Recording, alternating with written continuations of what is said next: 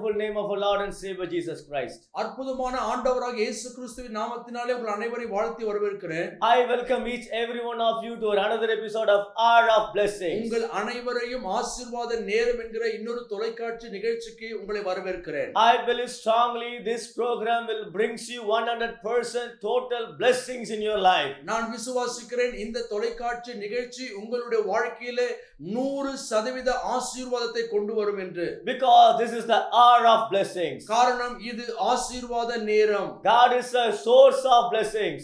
தேவன் ஆசீர்வாதத்திற்கு ஆதாரமாக இருக்கிறார். The God we serve is a good God. நாம் ஆராதனை செய்கிற தேவன் நல்ல தேவன். The God we serve is an unlimited God. நாம் ஆராதனை செய்கிற தேவன் எல்லைக்கு அடங்காத தேவன். The God we serve have the unconditional love. அவர் நிபந்தனையற்ற அன்புள்ள தேவனா இருக்கிறார். This God wants to bless you. இந்த தேவன் உங்களை ஆசீர்வதிக்கும்படி விரும்புகிறார். For the meditation scripture I have chosen from the book of Psalm chapter 33 verse 12. இன்றைய வேத தியானத்திற்கு நான் தெரிந்து கொண்ட வேத பகுதியானது சங்கீதங்களின் புத்தகம் 33ஆம் சங்கீதம் 12ஆம் வசனம். Let me read it for you. உங்களுக்காக படிக்கின்றேன். Blessed is the nation whose God is the Lord, the people whom he has chosen as his heritage. கர்த்தரை தங்களுக்கு தெய்வமாக கொண்ட ஜாதியும் அவர் தமக்கு சுதந்திரமாக கொண்ட தெரிந்து கொண்ட ஜனமும் பாக்கியம் உள்ளது. Here we see the two statement mentions in this verse 12. இந்த 12ஆம் வசனத்திலே இரண்டு விதமான சொற்றொடர்களை நாம் காண முடியும். The people, those who are choosing God, கர்த்தரை தங்களுக்கு தெய்வமாக கொண்ட ஜாதியும், and another people chosen by God. அடுத்த பகுதியானது அவர் தமக்காக சுதந்திரமாக தெரிந்து கொண்ட ஜனம். So all the blessings goes to the people, those who are choosing God or chosen by God. இங்கே சொல்லப்பட்டிருக்கிற எல்லா ஆசீர்வாதங்களும் கர்த்தரை தங்களுக்கு தெய்வமாக கொண்ட ஜாதிக்கும் அவர் தமக்கு சுதந்திரமாக தெரிந்து கொண்ட ஜனத்திற்கும் உரியது. In another verse, இன்னொரு வேத பகுதி Deuteronomy chapter 33 verse 29 says, உபாகமம் 33ஆம் அதிகாரம் 29ஆம் வசனம். Blessed are you, O Israel, who is like you, a people saved by the Lord. He is your shield and helper and your glorious sword. Your enemies will cover before you and you will trample down their high places. இஸ்ரவேலே நீ பாக்கியவான், கர்த்தரால் ரட்சிக்கப்பட்ட ஜனமே, உனக்கு ஒப்பானவன் யார்? உனக்கு சகாயம் செய்யும் கேடகமும் உனக்கு மகிமை பொருந்திய பட்டயமும் அவரே. உன் சத்துருக்கள் உனக்கு இச்சகம் பேசி அடங்குவார்கள், அவர்கள் மேடுகளை மிதிப்பா என்று சொன்னான். Psalm 115 verse 15 says, சங்கீத புத்தகம் 115ஆம் அதிகாரம் 15ஆம் வசனம். May you be blessed by the Lord, the maker of heaven and earth. வானத்தை பூமி படைத்த கர்த்தராலே நீங்கள் ஆசீர்வதிக்கப்பட்டவர்கள். The scripture we read mentioned about word blessed. இங்கே நாம் படித்த வேத பகுதிகளிலே ஒரு வார்த்தை வருகிறது, ஆசீர்வதிக்கப்பட்டவர்கள். And now we're going to see into the brief definitions what does the word blessed means. இப்பொழுது நாம் ஆசீர்வதிக்கப்பட்டவர்கள் என்கிற வார்த்தையின் அர்த்தங்களை நாம் பார்க்க போகிறோம்.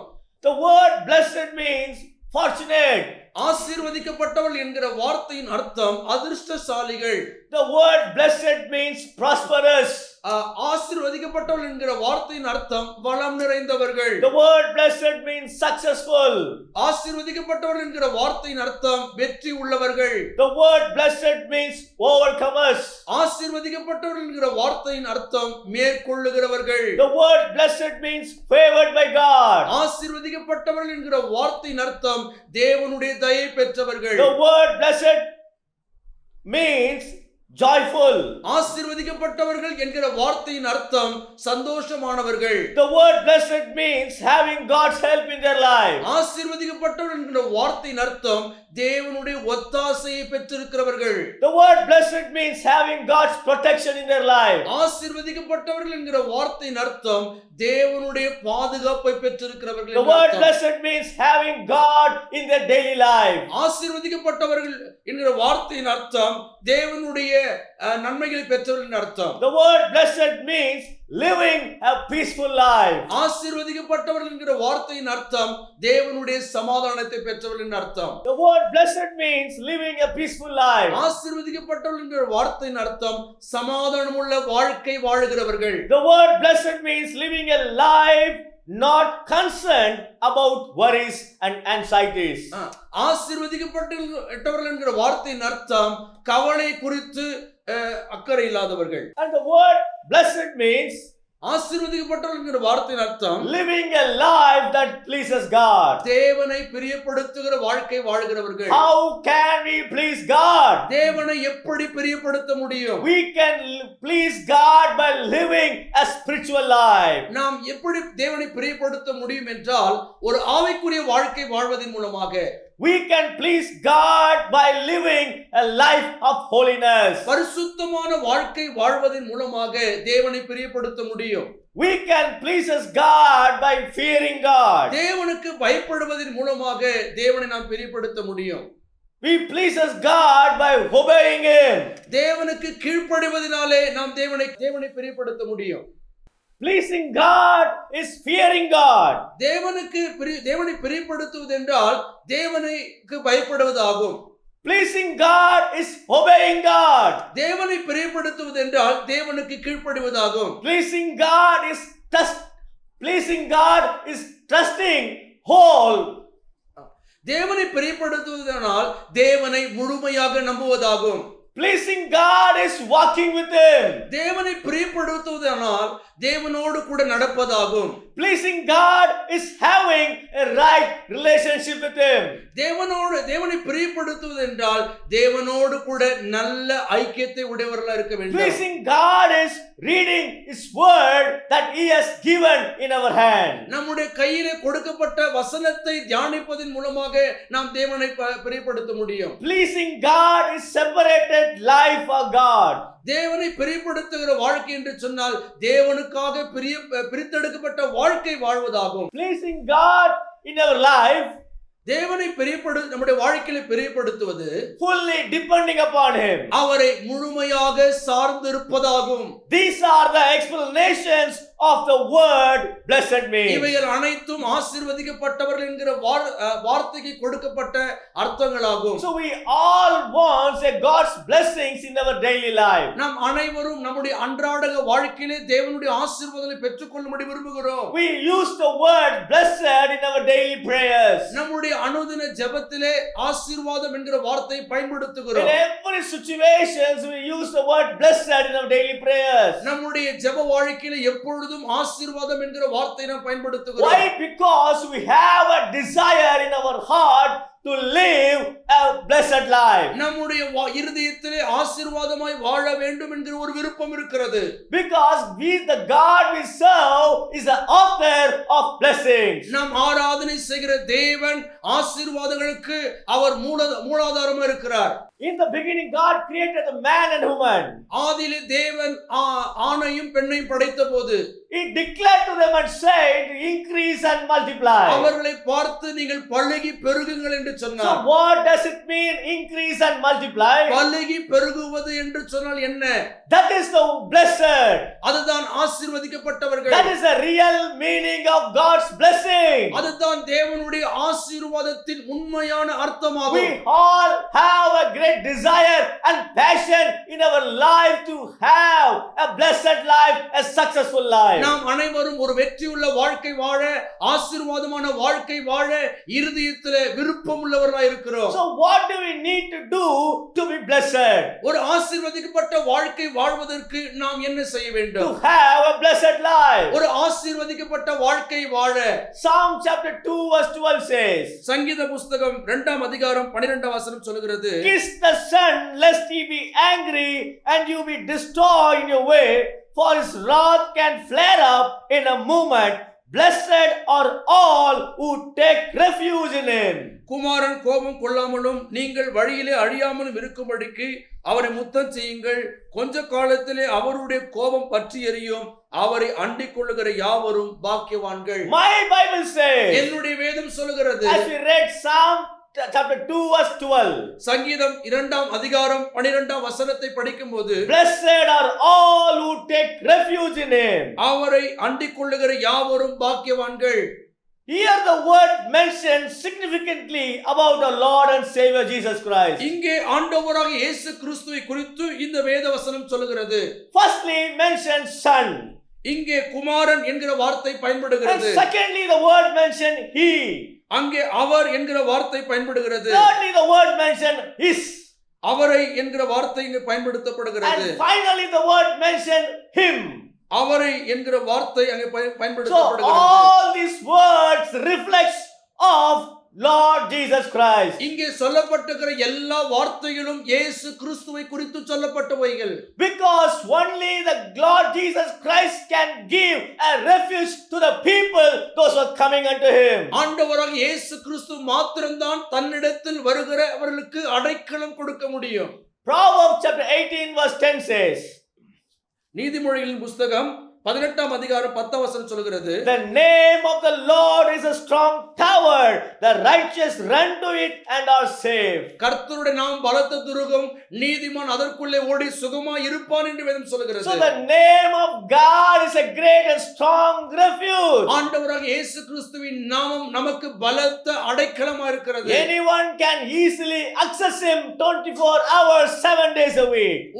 எந்த ஒரு மனுஷனும் நம்மளுடைய வாழ்க்கையில 24 மணி நேரமும் 7 நாட்களும் ஆண்டவராக இயேசு கிறிஸ்துவினிடத்தில் வர முடியும். Psalm 46 verse 1 says, சங்கீதங்களின் புஸ்தகம் 46ஆம் அதிகாரம் 1ஆம் வசனம் சொல்கிறது. God is our refuge and strength and ever present help in trouble. தேவன் நமக்கு அடைக்கலமும் பலனும் ஆபத்து காலத்திலே அனுகூலமான துணையுமானவர். Here the word used refuge. இங்கே அடைக்கலம் என்ற வார்த்தை பயன்படுத்தப்படுகிறது. Psalm 9 verse 9 says, சங்கீதம் புஸ்தகம் 9ஆம் அதிகாரம் 9ஆம் வசனம் சொல்கிறது. the Lord is a refuge for the oppressed, a stronghold in times of trouble. சிறுமைப்பட்டவனுக்கு கர்த்தர் அடைக்கலமானவர், நெருக்கப்படுகிற காலங்களில் அவரே தஞ்சமானவர். Here the word mentioned refuge. இங்கே அடைக்கலம் என்ற வார்த்தை பயன்படுத்தப்படுகிறது. Psalm chapter 37 verse 39 says, 37ஆம் அதிகாரம் 39ஆம் வசனம் சொல்கிறது. the salvation of the righteous is from the Lord. He is the refuge in the time of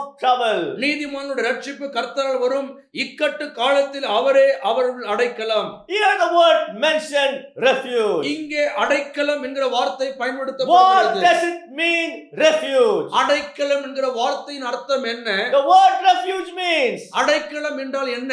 covering of the Lord. தேவனால் மூடப்படுவது. The word refuge means அடைக்கலம் என்கிற வார்த்தையின் அர்த்தம் protection of the Lord. தேவனுடைய பாதுகாப்பு. The word refuge means அடைக்கலம் என்கிற வார்த்தையின் அர்த்தம் provision of God. தேவனுடைய பராமரிப்பு. The word refuge means அடைக்கலம் என்கிற வார்த்தையின் அர்த்தம் a place where you can have rest. நீங்கள் இளைப்பாறுகிற ஒரு இடம்.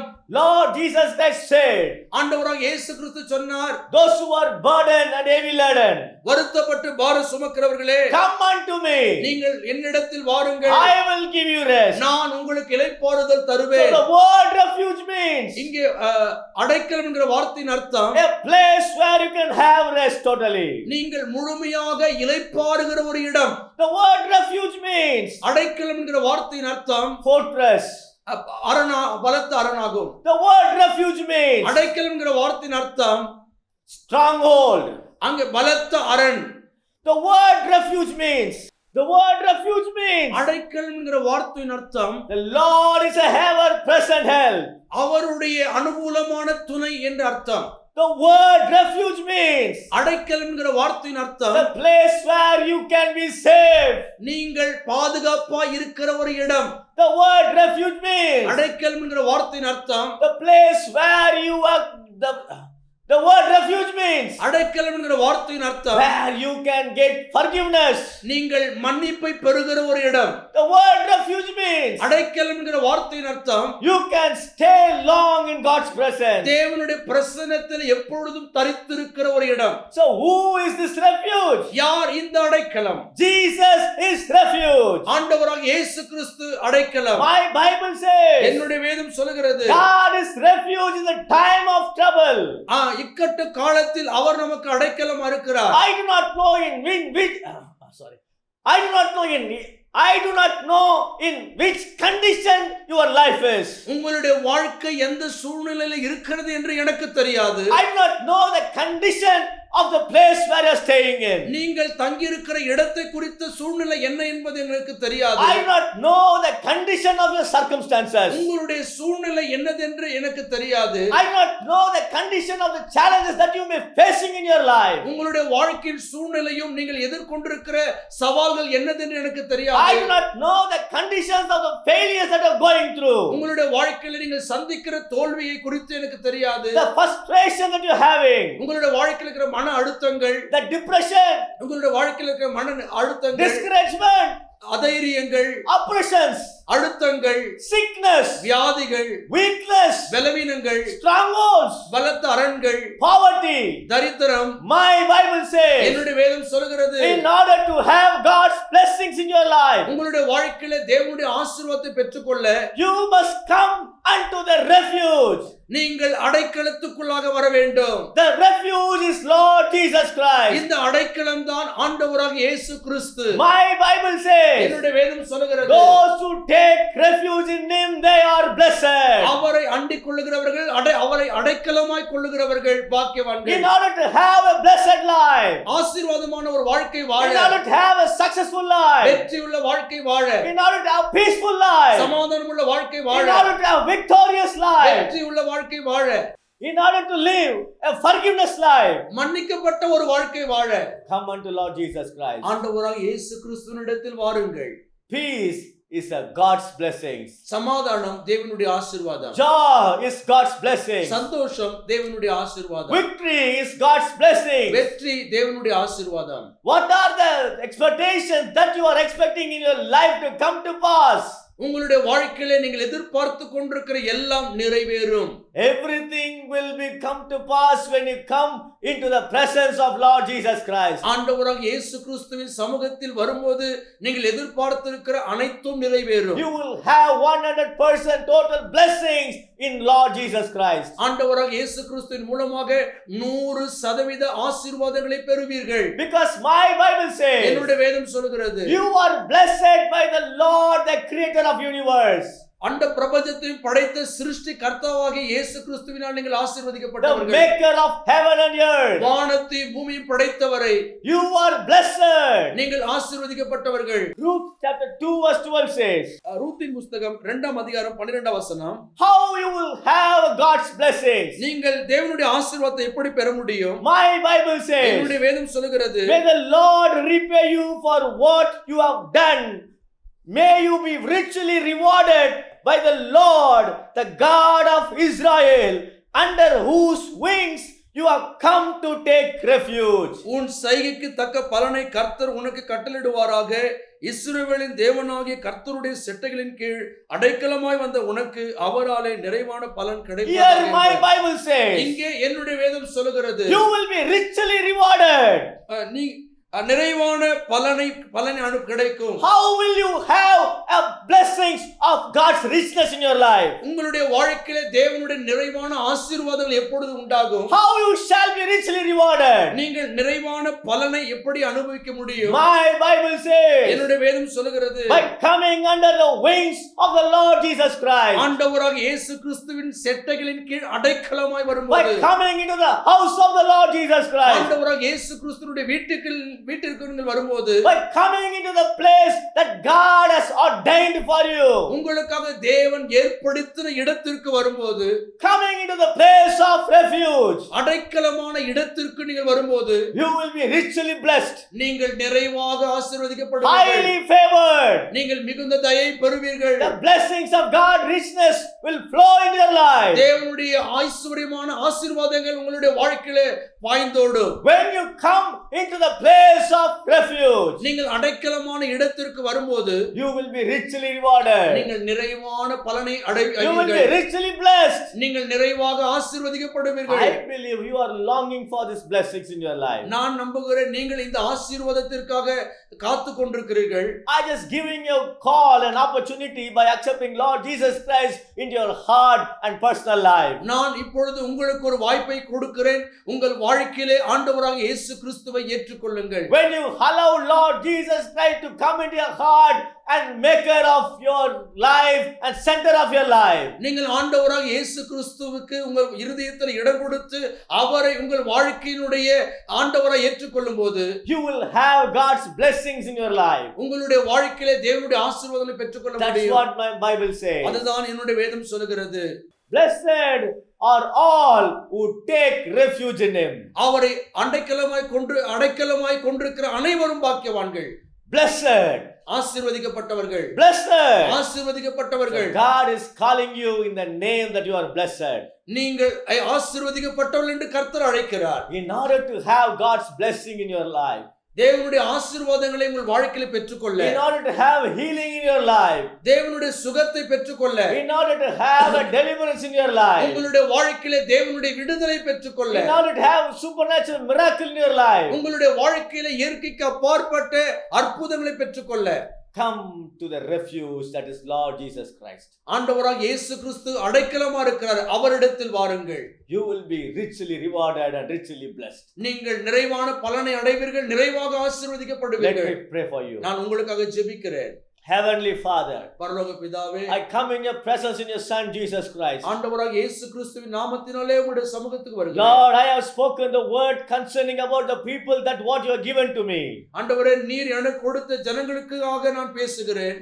Lord, the people those who are watching me by this television, ஆண்டவரே, இந்த தொலைக்காட்சி நிகழ்ச்சியின் மூலமாய் பார்த்து கொண்டிருக்கிறவர்களுக்காக they are longing for the God's blessings in their life. அவர்கள் தங்களுடைய வாழ்க்கையிலே தேவனுடைய ஆசீர்வாதத்திற்காக காத்துக் கொண்டிருக்கிறார்கள். They are longing for victory in their life. தங்களுடைய வாழ்க்கையிலே வெற்றிக்காக காத்துக் கொண்டிருக்கிறார்கள். They are longing for breakthrough in their life. தங்களுடைய வாழ்க்கையிலே ஒரு அற்புதத்துக்காக காத்துக் They கொண்டிருக்கிறார்கள். are longing for deliverance in their life. தங்களுடைய வாழ்க்கையிலே வெற்றிக்காக விடுதலைக்காக காத்துக் They are கொண்டிருக்கிறார்கள். longing for the healing in their marriage. தங்களுடைய வாழ்க்கையிலே தங்களுடைய குடும்பத்திலே சுகத்திற்காக காத்துக் கொண்டிருக்கிறார்கள். Longing for the healing in the family.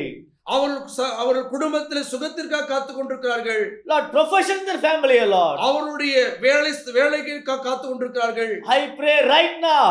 இப்பொழுது நான் ஜெபிக்கிறேன். Let your blessing shall flow upon them. உம்முடைய ஆசீர்வாதங்கள் அவர்களுடைய வாழ்க்கையிலே பாய்ந்து ஓடட்டும். Wherever they are. அவர்கள் எங்கே இருந்தாலும், Whatever they are. அவர்கள் யாராக இருந்தாலும், However they are. அவர் எப்படிப்பட்ட சூழ்நிலை இருந்தாலும், In any condition. எந்த சூழ்நிலையிலும் Let this word penetrate in their life and minister to them. அவர்களுடைய வாழ்க்கையில இந்த வார்த்தை ஊடுருவி சென்று ஊழியம் செய்யட்டும். Let them see the supernatural miracle of God working in their life. அவர்கள் தங்களுடைய வாழ்க்கையிலே தேவனுடைய இயற்கைக்கு அப்பாற்பட்ட அற்புதங்கள் கிரியை செய்வதை காணட்டும். When they take refuge in the Lord Jesus Christ, ஆண்டவராக இயேசு கிறிஸ்துவில் அடைக்கலம் கொண்டிருக்கும் பொழுது let them be blessed richly, Lord. அவர்கள் நிறைவாக Let them ஆசீர்வதிக்கப்படுவார்கள். be richly rewarded, O அவர்கள் God. நிறைவான பலனை அடைப்பார்கள். All their worries shall go away in Jesus' name. அவருடைய வாழ்க்கையின் எல்லா கவலைகளும் இயேசுவின் நாமத்தில் வெளியேறட்டும். All the weakness, எல்லா பலவீனங்களும், all the sickness, எல்லா வியாதிகளும், all the failures, எல்லா தோல்விகளும், all the weeping,